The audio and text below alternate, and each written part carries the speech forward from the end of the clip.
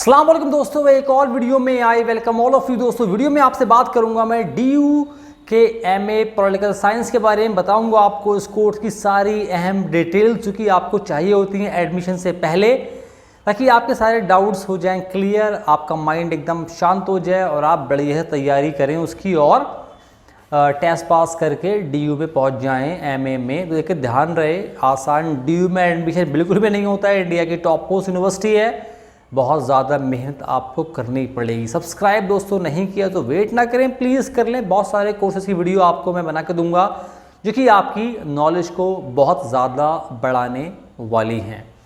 दोस्तों DU में हर course में दो कैटेगरी होती हैं, कैटेगरी 1 एंड कैटेगरी 2। दोस्तों कैटेगरी 1 उनके लिए होती है जिन्होंने अपना क्वालिफाइंग एग्जामिनेशन DU से पास नहीं किया है, एंड दोस्तों जो कैटेगरी 2 होती है वो उनके लिए होती है जिन्होंने अपना क्वालिफाइंग एग्जामिनेशन DU से पास किया है। तो दोनों में सीट्स होती हैं अलग अलग। पहले बताऊंगा आपको दोस्तों कैटेगरी 1 के बारे में। दोस्तों अगर आप कैटेगरी 1 में आते हैं और आप हैं दोस्तों, जनरल सीट्स हैं आपके लिए 156। दोस्तों अगर आप SC कैटेगरी में आते हैं 58 सीट्स हैं। अगर आप ST में आते हैं 29 सीट्स हैं। अगर आप आते हैं OBC में 104 सीट्स हैं। बहुत सारे कॉलेज हैं, उन सब की मिला के आपको बता रहा हूँ मैं। दोस्तों अगर आप EWS है 38 सीट्स। दोस्तों ये होगी कैटेगरी 1। अब बात करेंगे हम कैटेगरी 2 के बारे में। दोस्तों कैटेगरी 2 में अगर आप दोस्तों जनरल हैं 155 सीट्स आपके लिए हैं दोस्तों। उसके बाद अगर आप हैं SC 57 सीट्स हैं। अगर आप हैं ST 29 seats are for you। अगर आप हैं OBC then 104 seats are for you, and if you belong to EWS category then there are 38 seats for you to take admission in at DU। दोस्तों DU में age is no bar, age की कोई limit नहीं है। कितनी भी आपकी as है, 50-60 साल के भी हैं अगर आप still you can take admission at DU in MA political science. दोस्तों ये बहुत ही अच्छी बात है, DU की मुझे बहुत अच्छी लगी ये बात। दोस्तों बात करेंगे अब आपसे कौन कौन इस कोर्स को दोस्तों कर सकते हैं, मतलब इसकी एलिजिबिलिटी क्या है। दोस्तों DU में यहाँ पे दोस्तों दो कैटेगरी हैं, कैटेगरी 1 एंड कैटेगरी 2। दोस्तों कैटेगरी 1 मतलब 1A 1B है, देन 2A। दोस्तों पहले बात करेंगे 1A के बारे में। अगर आपने बैचलर किया है किसी भी कोर्स में, मतलब ज़रूरी नहीं है आपने पॉलिटिकल साइंस में ही किया हो, आपने किया है तो आप इस कोर्स में दोस्तों एलिजिबल है। दोस्तों उसके बाद कैटेगरी 1B, अगर आपने मास्टर्स किया है किसी भी कोर्स में कहीं से भी तो आप इस कोर्स में एलिजिबल है।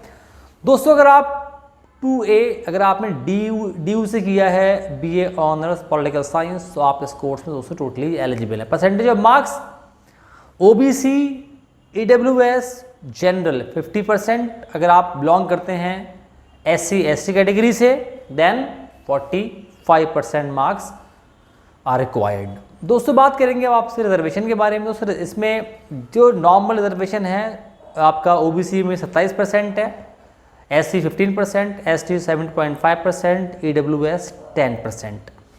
तो फीस के बारे में भी कोई भी अपडेशन नहीं आई है, जब आएगी तो हम आपको अपडेट कर देंगे कितनी फीस आपको पे करनी है। दोस्तों अब बात करेंगे इसके पेपर पैटर्न और दोस्तों इसके सिलेबस के बारे में, वो मैं बताऊंगा आपको अपने कंप्यूटर स्क्रीन से। चलते हैं अपने कंप्यूटर स्क्रीन की तरफ।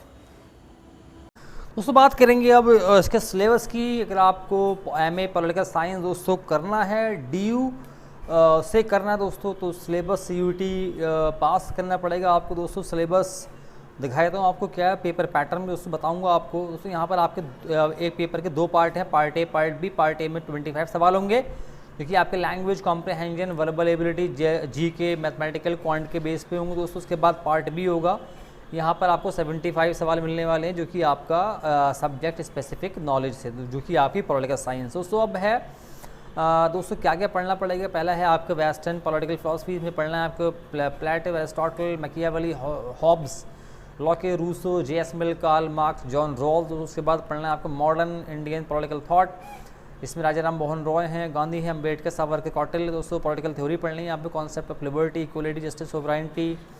उसके बाद दोस्तों आपको citizenship and gender, democracy, human right, state, contemporary issues, feminism, ideology.